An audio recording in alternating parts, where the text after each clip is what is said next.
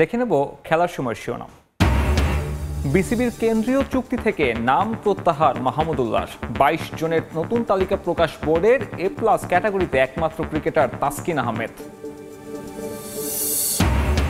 ভারতে Asian legends league না খেলেই দেশে ফিরল বাংলাদেশ টাইগার্স।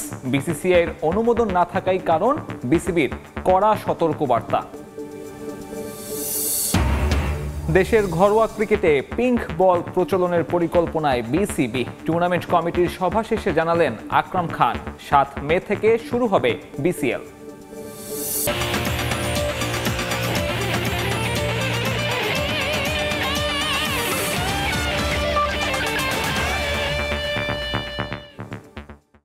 পাঁচ ভিন্ন ক্যাটাগরিতে মোট 22 ক্রিকেটারকে নিয়ে 2025 সালের জন্য কেন্দ্রীয় চুক্তির তালিকা প্রকাশ বিসিবির। একমাত্র ক্রিকেটার হিসেবে এ+ ক্যাটাগরিতে তাসকিন আহমেদ। প্রথমবারের মতো জায়গা পেয়েছেন 4 জন। বোর্ড রাখলেও নাম প্রত্যাহার করে নিয়েছেন মাহমুদুল্লাহ রিয়াদ। জায়গা হয়নি শামীম ইমনদের মতো সম্ভাবনাময়দের। সাধারণত কেন্দ্রীয় চুক্তিতে রাখা হয় গোটা 1 বছরের কথা মাথায় রেখে। প্রাধান্য দেয়া হয় ভবিষ্যতের বিবেচনায় থাকা সম্ভাবনাময় ক্রিকেটারদের। তবে ব্যতিক্রম বিসিবি। 2025 সালের জন্য প্রকাশিত তালিকায় তাই পারফরমেন্সের চেয়ে দাপট বেশি নামের। আরও একটা ব্যর্থ আইসিসি ইভেন্ট শেষেও কেন্দ্রীয় চুক্তির তালিকায় 2 সিনিয়র মুশফিক মাহমুদুল্লাহ। ওয়ানডে থেকে অবসরের ঘোষণায় মার্চ থেকে মুশফিকের অবনমন ঘটবে ক্যাটাগরি বিতে। অবসর না নিলেও শেষ মুহূর্তে নাম প্রত্যাহার করে নিয়েছেন রিয়াদ নিজেই। 5 ক্যাটাগরিতে 21 জন ক্রিকেটারকে রেখে নতুন তালিকা প্রকাশ করল বিসিবি, যেখানে সর্বোচ্চ এ+ ক্যাটাগরিতে মাত্র 1 জন, তাসকিন আহমেদ। বিসিবি থেকে প্রতি মাসে এই পেসার পাবেন 10 লক্ষ টাকা। বাংলাদেশ অধিনায়ক নাজমুল শান্ত আছেন এ ক্যাটাগরিতে। তার সঙ্গে সহ অধিনায়ক মেহেদী হাসান মিরাজ আর লিটন কুমার দাস। তাদের বেতন মাস প্রতি 8 লাখ। বিতে আছেন শুধুমাত্র টেস্টের বিবেচনায় থাকা মুমিনুল হক ও তাইজুল ইসলাম। উঠতি তারকা নাহিদ ছাড়াও এখানে জায়গা হয়েছে মোস্তাফিজ, হাসান ও তাওহিদ হৃদয়ের। ক্যাটাগরি সিতে আছেন সৌম্য, জাকের, শরীফুলরা। মোট 8 ক্রিকেটারকে মাস প্রতি 4 লাখ টাকা বেতন দেবে বিসিবি। এরপর আছে ডি ক্যাটাগরি। নাসুম আর খালেদ আহমেদের বেতন 2 লক্ষ করে। সামনের 1 বছরের চিন্তা মাথায় রেখে তালিকা করা হলেও রাখা হয়নি শামীম পাটোয়ারিকে। অথচ ঘরোয়া থেকে হাই পারফরমেন্স রিয়াদ পরবর্তী সময়ে এই ক্রিকেটারকে বিবেচনায় রাখা উচিত বিসিবির। একইভাবে সুযোগ পাননি পারভেজ ইমনও। অথচ সবশেষ চ্যাম্পিয়ন্স ট্রফির স্কোয়াডে ছিলেন এই ওপেনার। ভবিষ্যতের ভাবনা বিবেচনায় নিলে ইমনের জায়গা পাওয়াটাও ছিল প্রত্যাশিত। নতুন তালিকায় বাদ পড়েছে অনেক মুখ। সাকিব আল হাসান নেই প্রত্যাশিতভাবেই। নুরুল হাসান সোহান, জাকির হাসান, মাহমুদুল হাসান জয় কিংবা নাইম হাসানও কাটা পড়েছেন। নতুন চুক্তির মেয়াদ চলতি বছরের ডিসেম্বর পর্যন্ত। সাব্বির মিথুন, সময় সংবাদ। এদিকে বিসিবির কঠোর অবস্থানে যাওয়ার হুঁশিয়ারিতে এশিয়ান লেজেন্ডস লিগ না খেলেই ভারত থেকে দেশে ফিরছে বাংলাদেশ টাইগার্স। ভারতের রাজস্থানে ম্যাচ শুরুর কয়েক ঘন্টা আগে আশরাফুল নাদিব চৌধুরীদের না খেলার সতর্কবার্তা পাঠায় বোর্ড। মূলত আইসিসি ও বিসিসিআই এই টুর্নামেন্টের অনুমোদন না দেয়ায় এমন সিদ্ধান্ত নিয়েছে বাংলাদেশ ক্রিকেট বোর্ড। আলোচনাটা ছিল বহুদিন আগ থেকেই। ভারতে এশিয়ান লিজেন্ডস লিগ খেলতে যাবে বাংলাদেশ, যার নেতৃত্ব দেবেন মোহাম্মদ আশরাফুল। কথা অনুযায়ী ডিপিএল এর মাঝেই 9 দিনের এই টুর্নামেন্টে অংশ নিতে দল নিয়ে রাজস্থানের উদ্দেশ্যে উড়াল দেন টাইগারদের সাবেক অধিনায়ক। তবে ম্যাচ শুরুর কয়েক ঘন্টা আগে বিসিবি থেকে দুঃসংবাদ পায় বাংলাদেশ টাইগার্স। তুষার ইমরান, নাদিস চৌধুরী, মুক্তার আলী, শফিউল, নাইম ইসলাম সাবেক বর্তমানদের নিয়ে গড়া বাংলাদেশ টাইগার্স দলে প্রথম দিকে খেলার কথা ছিল তামিম ইকবালেরও। তবে খেলতে যাননি সাবেক অধিনায়ক। সোমবার রাজস্থানে নিজেদের প্রথম ম্যাচে ভারত রয়্যালসের বিপক্ষে মাঠে নামার কথা ছিল আশরাফুলের দলের। তবে এর আগেই পুরো দলকে করা হুঁশিয়ারি দিয়ে মেইল পাঠায় বিসিবি। সে মেইল আসে সময় টিভির হাতেও, যেখানে উল্লেখ করেছে এই লিগে যারা খেলবেন তাদের বিরুদ্ধে কঠোর অবস্থানে যাবে বাংলাদেশ ক্রিকেট বোর্ড। মূলত এই এশিয়ান লিজেন্ডস লিগকে অনুমোদন দেয়নি আইসিসি ও বিসিসিআই। এই লিগের ব্যাপারে তেমন কিছুই জানে না তারা। এরপরই কড়া অবস্থানে যায় বাংলাদেশ ক্রিকেট বোর্ডও। দলের ক্রিকেটারদের কাছে পাঠায় সতর্কবার্তা যে হাতে পেয়ে না খেলে দেশে ফেরার সিদ্ধান্ত নেয় আশরাফুলের দল। এছাড়া খেলতে যাওয়ার আগে বিসিবি থেকেও কোনো বাংলাদেশ টাইগার্সের ক্রিকেটাররা। তবে ভারত ক্রিকেট বোর্ড না জানলেও ঘটা করে ড্রাফট ও উদ্বোধন হয়েছে এই টুর্নামেন্টের।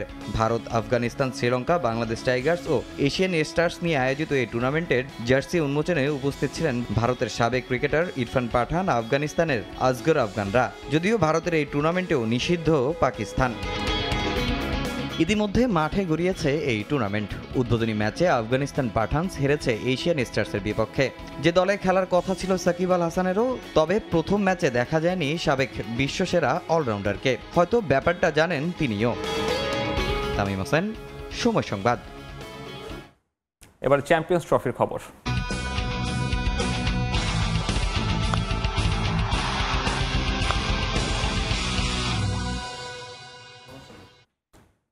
চ্যাম্পিয়ন্স ট্রফি শিরোপা জয়ের পর সমর্থকদের স্বস্তির খবর দিলেন রোহিত শর্মা। এখনই অবসর নিচ্ছেন না হিটম্যান। ম্যাচ পরবর্তী সংবাদ সম্মেলনে রোহিত আরও জানিয়েছেন, যতদিন ভালো খেলা লাগবে ততদিনই খেলা চালিয়ে যাবেন তিনি। আইসিসির সবশেষ 2 আসরে অপরাজিত চ্যাম্পিয়ন হওয়া টিম ইন্ডিয়ার অনন্য অর্জন হিসেবে দেখছেন তিনি। দলের মাঝে বোঝাপড়া ও চাপমুক্ত থেকে মাঠে পারফর্ম করতে পারাটাই সাফল্যের মূল রহস্য বলে মনে করেন রোহিত। নীল সমুদ্র উত্তাল করে মরুর বুকে ভারতের শ্রেষ্ঠত্ব। ট্রফি হাতে বিজয়ী বীর রোহিত শর্মা। এটা শুধু একটা ট্রফি নয়, অনেক সমালোচনার জবাব। ভারতীয় দলে একাধিক তারার ভিড়ে পারফর্ম করতে না পারলে টিকে থাকা কতটা কষ্টের সেটা তার চেয়ে ভালো আর কেই বা জানে। একটু খারাপ করলেই বিদায়, শূন্যস্থান পূরণে মুখিয়ে থাকেন অন্য কেউ। এমন চাপের মধ্য থেকেও দলের কাছ থেকে সেরাটা বের করে আনতে জানেন বলেই অনন্য রোহিত শর্মা। 2023 ওয়ানডে বিশ্বকাপে নিজেদের মাটিতে দাপট দেখিয়েও ফাইনালে অস্ট্রেলিয়ার কাছে থামে স্বপ্নযাত্রা। তবে 2024 টি-20 বিশ্বকাপের পর চ্যাম্পিয়ন্স ট্রফি, পরপর আইসিসির 2টি ইভেন্টে অপরাজিত চ্যাম্পিয়ন। অথচ ম্যাচের আগে বাতাসে খবর ছড়িয়ে পড়েছিল চ্যাম্পিয়ন্স ট্রফির ফাইনাল দিয়েই নাকি অবসরে যাচ্ছেন রোহিত শর্মা। তবে ম্যাচ শেষে গর্বিত অধিনায়ক সাফ জানিয়ে দিলেন, অবসর নিয়ে মোটেও ভাবছেন না তিনি। এখনই ওয়ানডে ছাড়ছি না আমি। এই সংস্করণে আমার অপশন নিয়ে যেন খুব বেশি গুজব না ছড়ায় তা নিশ্চিত করতে এখানে এসেছি। যতদিন ভালো লাগে দলে আমার প্রয়োজনীয়তা থাকবে, আমি খেলতে চাই। আইসিসির সবশেষ 3 আসরে মাত্র 1 ম্যাচ হারাকে ভারতীয় দলের অনন্য অর্জন হিসেবে দেখছেন রোহিত। কেন টিম ইন্ডিয়া অন্যদের চেয়ে সেরা, এটা তারই প্রমাণ বলেও মনে করেন তিনি। গত 3টি আইসিসি টুর্নামেন্টে আমরা মাত্র 1টি ম্যাচ হেরেছি। সত্যি বলতে এটা অসাধারণ, দারুণ মাইল ফলক। এতেই ফুটে ওঠে এই দলের মান কেমন, দলের গভীরতা কতটা। আমাদের জন্য গুরুত্বপূর্ণ ছিল এখানে এসে প্রস্তুতি ভালোভাবে নেওয়া। সেটা গ্রহণ করেই আমরা খেলেছি, কন্ডিশনকে ভালোভাবে কাজে লাগিয়েছি এবং জিতেছি। দলের মাঝে ভালো বোঝাপড়া ও সাফল্যের বড় কারণ ছিল বলে মনে করেন রোহিত শর্মা। টুর্নামেন্ট শুরুর আগে আমরা ভেবে রেখেছিলাম আমরা আনন্দ নিয়ে খেলবো, ফলাফল যাই হোক না কেন। দলের সবার মাঝে বোঝাপড়া দুর্দান্ত, এটাই ভালো খেলতে সাহায্য করেছে আমাদের। বাইরের সমালোচনা থেকে চাপ না নিয়ে নির্ভর হয়ে খেলেছে ছেলেরা। গত 2-3 বছর ধরে এটাই আমাদের খেলায় সবচেয়ে গুরুত্বপূর্ণ ব্যাপার। আপাতত স্বস্তির খবর, এখনই বিদায় নিচ্ছেন না রোহিত। 2007 সালে ভারতের জার্সিতে ওয়ানডে অভিষেক হয় রোহিতের। গত 18 বছরে ভারতের হয়ে 273টি ওয়ানডে ম্যাচে 11,168 রান করেছেন। এই সংস্করণে তার সেঞ্চুরি 32টি, এর মধ্যে সর্বোচ্চ 3টি ডাবল সেঞ্চুরিও আছে। 2014 সালে শ্রীলঙ্কার বিপক্ষে তার নয়ন জুড়ানো ইনিংস তো এখনো ধরাছোঁয়ার বাইরে। 264 রান এখনো এই সংস্করণে ব্যক্তিগত সর্বোচ্চ রানের বিশ্ব রেকর্ড। পারভিন আক্তার, সময় সংবাদ। আরও এক শিরোপা জয়ের আনন্দে ভাসছে ভারতীয় ফ্যানরা। শুরু থেকে দলের ওপর পূর্ণ আস্থা রেখেছিলেন তারা। বলিউড তারকা আনুশকা বিবেকরাও মাঠে বসে শিরোপা জয় উদযাপন করে। রোহিতের দলের প্রশংসায় পঞ্চমুখ বিসিসিআই সভাপতি রজার বিনি। দুবাই থেকে মাকসুম আলম খানের রিপোর্ট।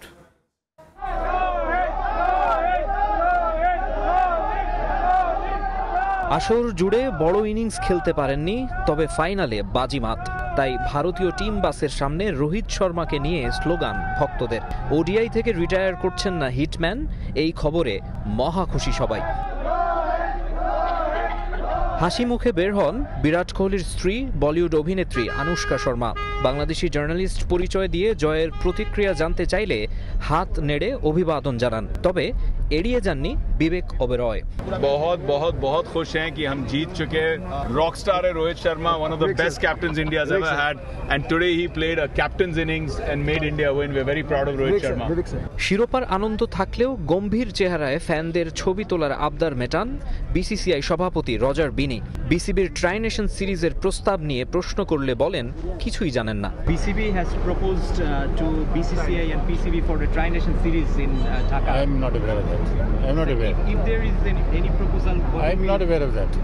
বর্তমান ও সাবেক ক্রিকেটাররা তো বটেই, বলিউডের অনেক তারকাই মাঠে বসে ভারতের এই চ্যাম্পিয়ন্স ট্রফি জয় উপভোগ করেছেন। তবে দর্শকদের উৎসাহ উদ্দীপনার বিষয়টি সবচেয়ে বড়। ম্যাচ শেষ হওয়ার অনেকক্ষণ পর পর্যন্তও প্রিয় তারকাদের এক নজর দেখতে স্টেডিয়ামে এইভাবে ভিড় করতে থাকেন তারা। ভালোবাসি ইন্ডিয়া, আপনি উনকো ভালোবাসি। we came from Miami. Yes. Just for the match. I love my country, I love my country, and I love my team. We just love the energy. We love Kohli. We love Rohit. Fabulous, fabulous, fabulous. India! India!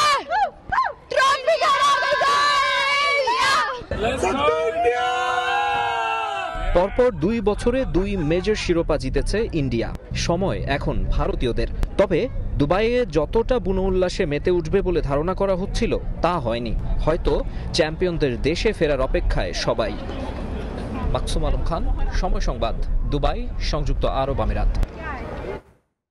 মাঠের বাইরের ঘটনার মতো এবারের champions trophy আলোচনায় ছিল 22 গজের সব রেকর্ডের জন্য। এবারের আসরে ব্যাট বল হাতে আধিপত্য দেখিয়েছেন ভারত ও নিউজিল্যান্ডের ক্রিকেটাররা। 263 রান নিয়ে আসরের সেরা ব্যাটার রাচিন রবীন্দ্র। আর ইনজুরিতে পড়ে ফাইনাল না খেললেও আসরের সেরা উইকেট শিকারী নিউজিল্যান্ডের ম্যাট হেনরি। রোহিত শর্মার শিরোপা উঁচিয়ে ধরার মধ্য দিয়ে পর্দা নামল 2025 চ্যাম্পিয়ন্স ট্রফির। নানা ঘটনার কারণে এবারে চ্যাম্পিয়ন্স ট্রফি ছিল বেশ আলোচিত। আয়োজক পাকিস্তান হলেও সংযুক্ত আরব আমিরাতে নিজেদের সব ম্যাচ সহ ফাইনালও খেলেছে ভারত। মাঠের বাইরের ঘটনার মতো এবারের আসরে আলোচনায় ছিল 22 গজের সব রেকর্ডের জন্যও। চ্যাম্পিয়ন ভারত হলেও ব্যাট ও বল হাতে এবারের আসরে ঝলক দেখিয়েছে নিউজিল্যান্ডের ক্রিকেটাররাও। আসরে সর্বোচ্চ 263 রান এসেছে কিউই ব্যাটার রাচিন রবীন্দ্রর উইলো থেকে। তারপরে আছেন শ্রেয়াস আইয়ার। এই ব্যাটারের সংগ্রহ 243 রান, আর 227 রান নিয়ে 3-এ আছেন ইংলিশ ক্রিকেটার বেন ডাকেট। এবারের আসরে সেঞ্চুরি হয়েছে মোট 14টি। ইংল্যান্ডের বিপক্ষে ব্যক্তিগত সর্বোচ্চ 177 রানের ইনিংস খেলেছে আফগানিস্তানের ইব্রাহিম জাদরান। বোলিংয়েও দাপট দেখিয়েছে কিউই ও ভারতীয় বোলাররা। ইনজুরির জন্য ফাইনাল না খেলেও 5.32 ইকোনমিতে 10 উইকেট নিয়ে আসরের সেরা বোলার নিউজিল্যান্ডের ম্যাট হেনরি। আর 3 ম্যাচে 9 উইকেট নিয়ে তারপরে আছেন ভারতীয় বোলার বরুণ চক্রবর্তী। আর সমান 9 উইকেট নিয়েও ইকোনমি বেশি থাকায় 3 ও 4-এ আছেন যথাক্রমে মিচেল স্যান্টনার ও মোহাম্মদ শামি। আসরে সেরা বোলিং ফিগার দখল করে রেখেছেন ম্যাট হেনরি ও বরুণ চক্রবর্তী। ভারতের বিপক্ষে গ্রুপ পর্বের ম্যাচে 8 ওভার বল করে 42 রানে 5 উইকেট সংগ্রহ করেছেন হেনরি। একই ম্যাচে একই বোলিং ফিগার বরুণ চক্রবর্তীরও। একমাত্র অপরাজিত দল হিসেবে টুর্নামেন্ট শেষ করেছে রোহিত শর্মার ভারত। আর আসরের সর্বোচ্চ 3 হার সঙ্গী হয়েছে ইংল্যান্ডের। সাদিয়া তাসনিম, সময় সংবাদ। চ্যাম্পিয়ন্স ট্রফির শিরোপার মঞ্চেও বিমাতা সুলভ আচরণ করা হলো পাকিস্তানের সঙ্গে। পুরস্কার বিতরণী অনুষ্ঠানে উপস্থিত ছিলেন না পিসিবির কোনো প্রতিনিধি, অথচ শুধুমাত্র এই অনুষ্ঠানের জন্যই পাকিস্তান থেকে দুবাই গিয়েছিলেন পিসিবি প্রধান নির্বাহী। যে বিষয়টি নিয়ে বিস্ময় প্রকাশ করেন কিংবদন্তি পেসার শোয়েব আখতার। একেই হয়তো বলে চরম বৈষম্য। চ্যাম্পিয়ন্স ট্রফির পুরোটা আসর জুড়ে পাকিস্তানের সঙ্গে যা হলো তা নজিরবিহীন। দায়টা ভারতের কাঁধে চাপানো হলেও দাবার গুটি চেলেছে আইসিসি, যার শেষটা করা হয়েছে চ্যাম্পিয়ন্স ট্রফির শিরোপার মঞ্চে পাকিস্তানের প্রতিনিধিত্ব বাতিল করে। এবারের চ্যাম্পিয়ন্স ট্রফি পাকিস্তানের কাছে নিজ ঘরে অতিথি হয়ে থাকার মতোই, আর তাই স্বাগতিক হয়েও ফাইনাল মঞ্চায়ন করতে হয়েছে দুবাই। সেখানেও অন্যায়ের শিকার হয়েছে পিসিবি। প্রাইজ গিভিং সেরিমনিতে ডাকা হয়নি পাকিস্তান ক্রিকেটের কোনো প্রতিনিধি। পিসিবি সভাপতি মহসিন নাকভি ফাইনালে উপস্থিত হতে পারবেন না, এই তথ্য আগে থেকে দেয়া হয়েছিল আইসিসির কাছে। তার বদলি হিসেবে দুবাই গিয়েছিলেন পিসিবি প্রধান নির্বাহী, কিন্তু বিষয়টা একেবারেই ভুলে যায় আইসিসি। শিরোপার মঞ্চে জয় শাহ সহ অন্যান্যরা থাকলেও ডাকা হয়নি ফয়সাল হাসনাইনকে।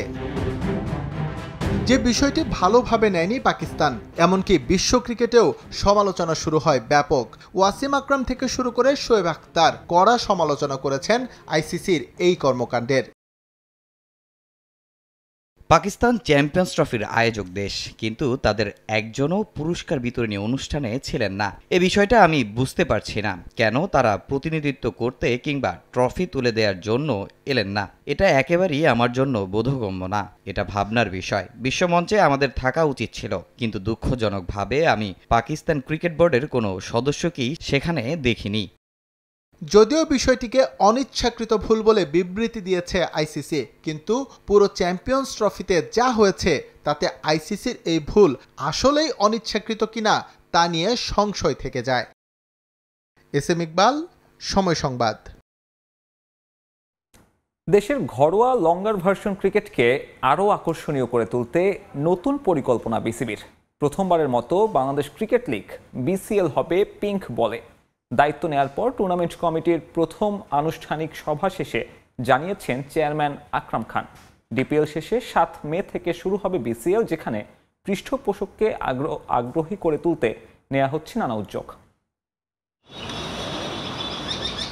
মিরপুরের হোম অফ ক্রিকেটে এ এক ভিন্ন আবহ।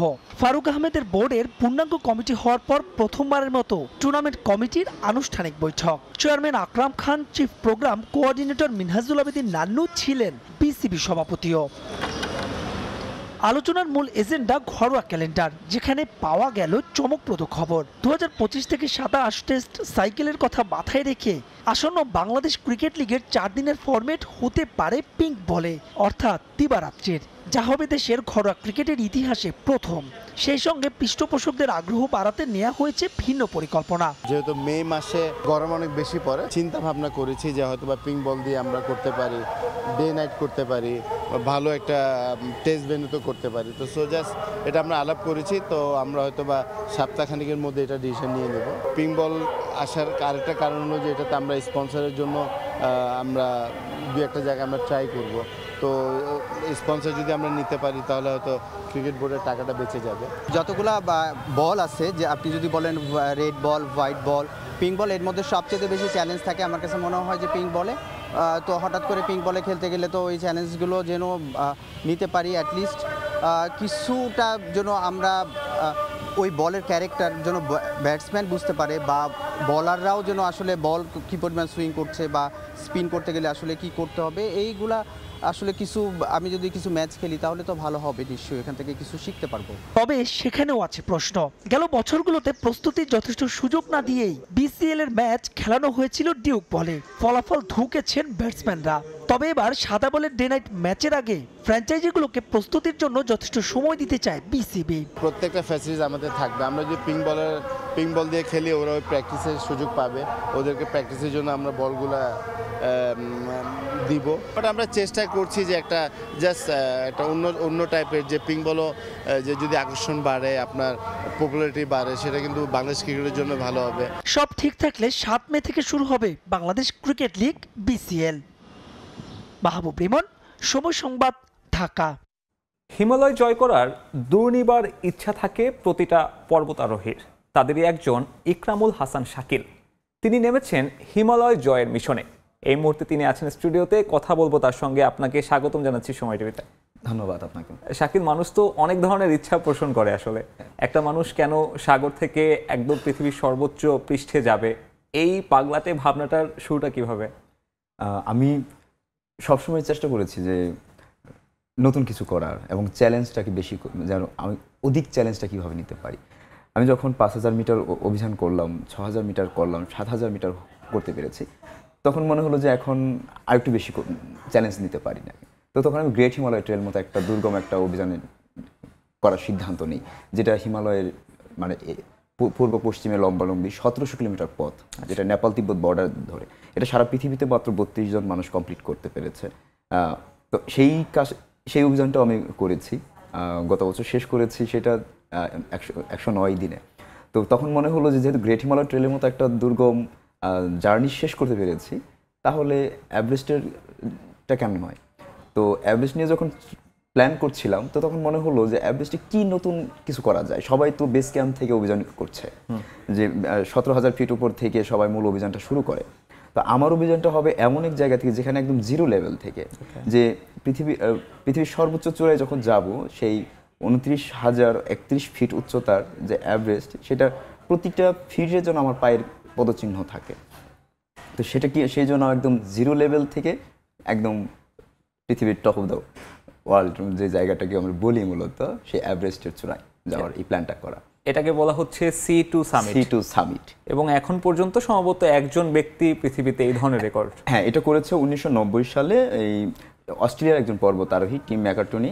তিনি করেছিলেন পশ্চিমবঙ্গের গঙ্গা সাগর থেকে। তো তার এই জার্নিটা করতে 96 দিন সময় লেগেছিল। 96 দিনে তিনি প্রায় 1200 কিলোমিটার পথ পাড়ি দিয়ে সেই অভিযানটা করেছিলেন। তো আমার চ্যালেঞ্জটা এখানে আমি একটু বাড়িয়েছি, যে সে 96 দিনে করেছে, আমি যেন এটা আরও কমে করতে পারি, তার রেকর্ডটা যেন ব্রেক করতে পারি। সেজন্য আমি 90 দিনের টার্গেট নিয়েছি। এবং তার থেকে আমার যে দূরত্বটা কক্সবাজার থেকে দূরত্বটা আমার 1300 কিলোমিটার মতো প্রায়। তো সেই ক্ষেত্রে লংগেস্ট ডিস্টেন্সের যে ল্যান্ড জার্নি, সেটাও ব্রেক করার চেষ্টা করছি। তো এই থেকে যখন সে করেছিল, তখন তার বয়স ছিল 45 বছর। আর এখন আমি যদি সেটা করতে পারি, তাহলে ইয়ংগেস্ট হিসেবেও মানে তার রেকর্ডটা ব্রেক হবে। তো আর পৃথিবীতে দ্বিতীয় ব্যক্তি হিসেবে যদি করতে পারি, তাহলে এটা দারুণ কিছু হবে আশা করছি। সর্বকনিষ্ঠ এবং সর্বোচ্চ দূরত্ব একই সাথে 2টা মাইল ফলকের সামনে আপনি দাঁড়িয়ে। শাকিল, আমি যদি আপনাকে বলি, কক্সবাজারে আপনি 25শে ফেব্রুয়ারি আপনার এই যাত্রা শুরু করলেন, আপনি আজকে ঢাকায় এসে হেঁটে পৌঁছালেন কত দিনে? আমি 25শে ফেব্রুয়ারি দুপুরবেলায় আমি হাঁটা শুরু করেছি ইনানি সমুদ্র সৈকত থেকে। তো 12 দিনে আমি এসে 8ই মার্চে এসে পৌঁছেছি ঢাকায়। পৌঁছে গতকাল একটা প্রেস কনফারেন্স ছিল, সেটা আপনারা কভারেজ দিয়েছেন সবাই। আর আমি এখন আছি, কিছু আমার আনুষঙ্গিক কিছু কাজকর্ম বাকি আছে, অনেক কিছু ভিসা নিয়ে একটু ঝামেলা হচ্ছিল, সেটা নিয়েও কাজ হচ্ছিল। তো সব কিছু নিয়ে আমি 2 দিন ঢাকায় আছি আরও। তো তারপর আবার ঢাকা থেকে আমার জার্নিটা শুরু হবে। কাগজে কলমের এত সব জটিলতার মাঝে তো স্পন্সর অথবা আর্থিক বিষয়টা যদি আমি বলি, দর্শকরা হয়তো যায় না এভারেস্টে চূড়ায় উঠতে হলে আসলে একটা বড় অঙ্কের টাকা দিতে হয়, যদি একটু সেটা বিস্তারিত বলতেন। পর্বতারোহণটা হলো একটা ব্যয়বহুল স্পোর্টস। এখানে প্রতিটা জিনিস থেকে বলি, যত আমার ইকুইপমেন্টসগুলো আছে, পোশাক আছে, সবগুলোই অনেক দাম সেগুলো। তো সেই ক্ষেত্রে আমার পুরো অভিযানটা যদি করতে যাই, যেমন এভারেস্টের যে পারমিটটা, সেই পারমিটটাই $15,000। আচ্ছা, $15,000 যদি হয়, সেটা বাংলাদেশ টাকায় প্রায় 18 লাখ টাকার মতো, যেটা যেন শুধু পারমিটটাই দিচ্ছে, বেশি কিছু না। তো এরপরে আনুষঙ্গিক খরচ আছে, রেস্কিউ আছে, গিয়ার আছে, লজিং ফুডিং আছে, সেখানে শেরপা যে গাইড আছে, সব খরচ মিলে বাকিটা হয়। তো যে কারণে একটা অনেক অ্যামাউন্টও বেড়ে যায়। তো এই যে বিশাল অঙ্কের একটা টাকা, সে প্রায় 50 লাখ টাকার মতো খরচ হয়ে যাচ্ছে শুধু এভারেস্ট অভিযান করতে গিয়ে। তো এই টাকাটা তো কোনো একা সম্ভব না এটা কোনোভাবেই করা। তো সেই ক্ষেত্রে আমাদের বিভিন্ন পৃষ্ঠপোষকতার সহযোগিতা নিতে হয়। তো বাংলাদেশে আমরা যতগুলোই অভিযান করি না কেন, সারা পৃথিবীর মানুষই যারা মানে পর্বতারোহণ করে না কেন, সবাইকে স্পন্সরের উপরেই নির্ভর করতে হয়। তো আমার এই অভিযানটাও সেই স্পন্সরের উপরেই নির্ভর করেই হচ্ছে। আমার এই স্পন্সর, এই C2 সামিট এভারেস্ট এক্সপিডিশনের যে টাইটেল স্পন্সর আছে প্রাণ, বাংলাদেশের বড় কোম্পানি যাকে বলি আমরা একটা। তো সেই প্রাণ কোম্পানি আছে আমার সাথে, এবং স্ন্যাক্স পার্টনার হিসেবে আছে মিস্টার নুডলস হিসেবে খুবই করছে আর কি। আমাদের এর আগেও ছিল মিস্টার নুডলস আমার সাথে, গ্রেট হিমালয় ট্রেলেও ছিল। আর এর সাথে আছে নেপালের একটা গিয়ার পার্টনার আছে, নেপালের একটা কোম্পানি মাকালু ই ট্রেডার্স, এবং ওরাল কেয়ার পার্টনার হিসেবে আছে সিস্টেমা টুথব্রাশ। কিন্তু সেগুলো কি পর্যাপ্ত? আপনার এই টোটাল ট্যুরের জন্য আপনার বাজেটটা কত এবং কত টাকা আপনি এখন পর্যন্ত জোগাড় করতে পেরেছেন? এখন অবধি পর্যন্ত পুরোপুরি টাকার জোগাড় হয়নি, সেটা এখনো চেষ্টা করছি। বিভিন্ন স্পন্সর কোম্পানিদের কাছে যাচ্ছি, তাদের কাছে এখন আপনাদের মাধ্যমেও বলছি যে তারা যেন এই দারুণ একটা কাজে, যে আমরা মানে পৃথিবীর মধ্যে একটা আলোড়ন তৈরি করার সৃষ্টি করার মতো একটা অভিযান হতে যাচ্ছে, এবং বাংলাদেশ এবং সেই অভিযানটার নেতৃত্ব মানে যদি বলি যে আমরা বাংলাদেশ থেকে দিচ্ছি, তো যদি আমরা করতে পারি তাহলে সারা পৃথিবীর মানুষ দেখবে যে হ্যাঁ, এই ধরনের একটা বড় অভিযান বাংলাদেশের সেই সি লেভেলের মানুষগুলো করতে পারে।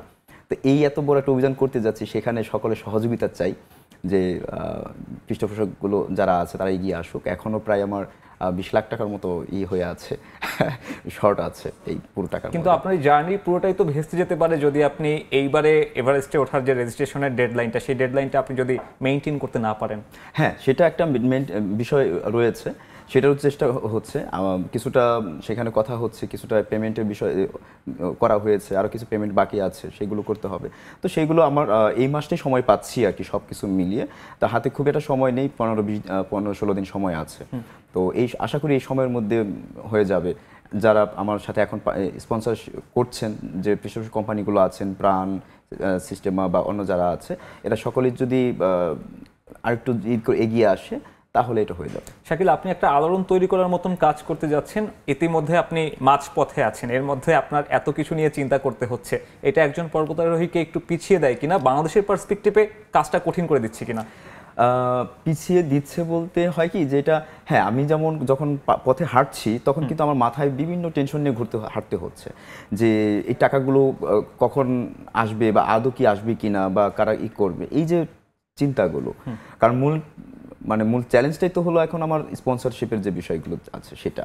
তো এটা আমাদের মানসিকভাবে অনেকটা পিছিয়ে দেয় আর কি, যে একটা মনের যে জোরটা নিয়ে এগিয়ে যাওয়া, সেটা কিছুটা কমে যায়। শাকিল, আপনি এই সকল প্রতিবন্ধকতা পেছনে ফেলে আপনার এই যে আলোড়ন তৈরি করার যে কাজ, সেই কাজের দিকে এগিয়ে যান। হয়তো আপনার সাথে আবার দেখা হবে এভারেস্ট জয় করার পরে। সেই পর্যন্ত আপনার জন্য শুভকামনা।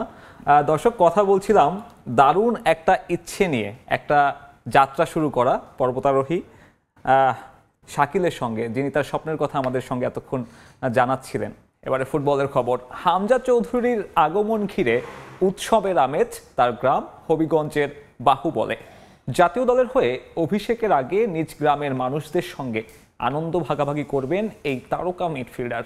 খেলবেন প্রীতি ফুটবল ম্যাচও। সব ঠিকঠাক থাকলে 17ই মার্চ নিজের শৈশবের ঠিকানায় পা রাখবেন হামজা। রাশেদ আহমেদ খানের তথ্য ও ছবি নিয়ে প্রতিবেদন। দেশের ছেলে দেশে ফিরছে, যেন তেন কেউ নন, সেটা হামজা দেওয়ান চৌধুরী। ইংলিশ ফুটবলের পরীক্ষিত এই ফুটবলারের হাত ধরে স্বপ্ন বুনছে লাল সবুজ। তার আগমন উপলক্ষে যেমন অধীর আগ্রহে অপেক্ষা ফুটবল প্রেমীদের, ঠিক তেমনই সে ছোঁয়া লেগেছে হামজার নিজ গ্রামেও। মাঠের ব্যস্ততার জন্য নিয়মিত বাংলাদেশে আসার সুযোগ হয় না হামজার, কিন্তু মাতৃভূমির প্রতি তার নিবেদনের অভাব নেই। বিদেশ থেকেও নিজ এলাকার সামাজিক কর্মকাণ্ডে গুরুত্বপূর্ণ ভূমিকা শেফিল্ড তারকার। নিজ অর্থায়নে পরিচালনা করছেন এতিমখানা, নির্মাণ করেছেন মসজিদ। এরা সবাই মিল্লা এই মসজিদটা বানাইছে, এরপরে মাদ্রাসা বানাইছে, এরপর আরো গ্রামের যদি উন্নত এরা হয়ে দেয়। আমরা চৌধুরী আমরা একটা ইতিম হলক তুলে দিচ্ছেন, আমরা এটার মধ্যে ফুরি আর ওনার জন্য দোয়া করি। এখন যে আইতাছুন, আমরা তো গ্রামবাসী অনেক আনন্দিত এবং ওনাকে আমরা শুভেচ্ছা জানাইব। সবাই বইয়া রয়েছে দেখতো হামজা বাইরে, হামজা বাইরে যে আমরা সবাই হরাত বরাত করুন, আমরা সকল খুশি। উনি আমরা স্নানঘাটবাসী অনেক গরিব দুঃখীদের মানুষকে অনেক সহায়তা করছে, আর আশাবাদী ভবিষ্যতে আরও ওনারা সহায়তা করবে। এলাকাবাসীর কাছে হামজা মানি অবশ্য এক টুকরো স্মৃতি, একই সঙ্গে বিস্ময়কর বটে। শৈশবে তার ফুটবল শৈলী দেখার সৌভাগ্য হয়েছিল অনেকের। এখন সে বিশ্ব ফুটবলের অনেক বড় তারকা, তাকে কাছ থেকে এক পলক দেখার জন্য অধীর আগ্রহে অপেক্ষা সবার। আমরা ছোটবেলায় তার সাথে খেলেছি, সে ছোটবেলা থেকেই মানে ফুটবল প্রেমিক ছিল। আজকে সে অনেক নামি দামি হয়েছে, অনেক বড় প্লেয়ার হয়েছে। হামজা দেওয়ান চৌধুরী ছোটবেলা ইংল্যান্ড থেকে আসতেন আমাদের সাথে বাড়িতে এবং মাঠে ঘাটে খেলাধুলা করতেন। উনি অত্যন্ত ভালো মনের মানুষ। 13 সাল কিংবা 14 সাল ছিল এরকম সময় উনি আসছিলেন, তখন ওনার খেলা দেখে আমি যে এত মুগ্ধ হয়েছিলাম যে ইউরোপিয়ান সংস্কৃতিতে বড় হলেও পারিবারিক শিক্ষাতেই মাতৃভূমির প্রতি টান অনুভব করছেন হামজা। তার সামাজিক কর্মকাণ্ডে সম্পৃক্ততা সেটাও মা বাবার কল্যাণেই। লাল সবুজ জার্সি পরার পেছনেও রয়েছে তাদের বড় ভূমিকা। হামজা ওইদিকে মাদ্রাসা করছে, একটা তিমখানা করছে, হামজা পয়সা দিছে, সে এখন ওইটার মাসে মাসে যে খরচটা আসে 17 মার্চ বাংলাদেশে এসে সরাসরি সিলেটে নামবেন হামজা। সেখানে একদিন সময় কাটিয়ে ঢাকা ফিরে যোগ দেবেন দলের সঙ্গে। সময় সংবাদ, হবিগঞ্জ। টানা পঞ্চমবারের মতো AHF কাপ হকি শিরোপা জয়ের হাতছানি বাংলাদেশ দলের সামনে। মার্চে ইন্দোনেশিয়াতে অনুষ্ঠিত টুর্নামেন্টের জন্য এরই মধ্যে 33 জনকে নিয়ে অনুশীলন ক্যাম্প শুরু করেছে লাল সবুজ। এই টুর্নামেন্টের মাধ্যমেই এশিয়া কাপে কোয়ালিফাই করার বড় সুযোগ থাকছে বাংলাদেশের সামনে। আর এই দুই টুর্নামেন্টকেই যুব বিশ্বকাপের প্রস্তুতির বড় মঞ্চ হিসেবে দেখছে বাংলাদেশ হকি দল।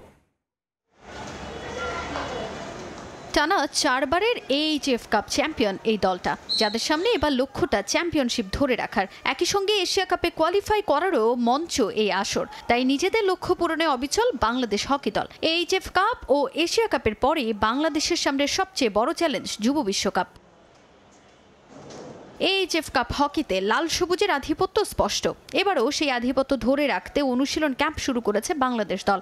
ধাপে ধাপে ট্রায়ালের মাধ্যমে 33 জনকে নিয়ে ট্রেনিং ক্যাম্প শুরু করেছেন কোচ মামুনুর রশিদ। সামিন, আমিরুল সবুজদের নিয়ে করা ক্যাম্প শেষে মার্চে দেশ ছাড়বে লাল সবুজ।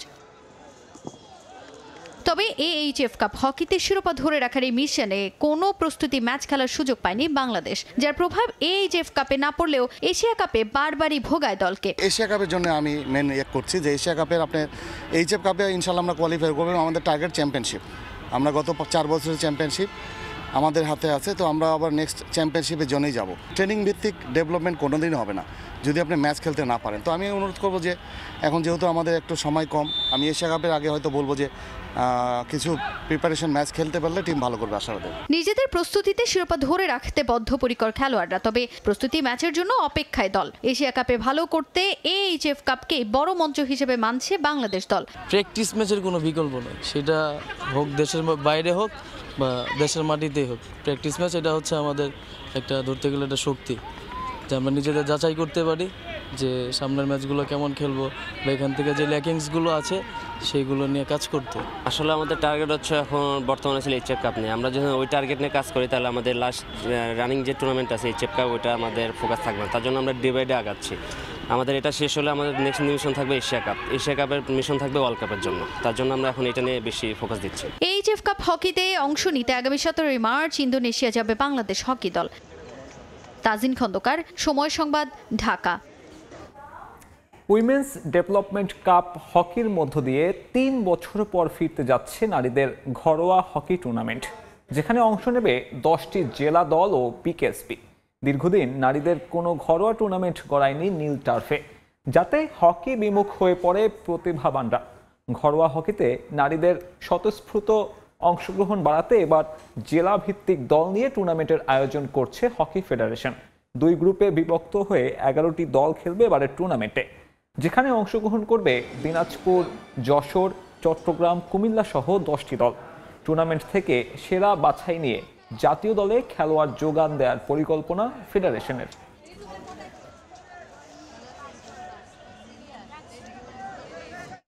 এ পর্যায়ে খেলার সময়ের শীর্ষ সংবাদ জানিয়ে দিচ্ছি আরেকবার। বিসিবির কেন্দ্রীয় চুক্তি থেকে নাম প্রত্যাহার মাহমুদুল্লাহর। 22 জনের নতুন তালিকা প্রকাশ বোর্ডের। A+ ক্যাটাগরিতে একমাত্র ক্রিকেটার তাসকিন আহমেদ। ভারতে এশিয়ান লেজেন্ডস লিগ না খেলেই দেশে ফিরল বাংলাদেশ টাইগার্স। বিসিসিআইয়ের অনুমোদন না থাকাই কারণ, বিসিবির কড়া সতর্কবার্তা। এবং দেশের ঘরোয়া ক্রিকেটে পিঙ্ক বল প্রচলনের পরিকল্পনায় বিসিবি। টুর্নামেন্ট কমিটির সভা শেষে জানালেন আকরাম খান, 7 মে থেকে শুরু হবে BCL।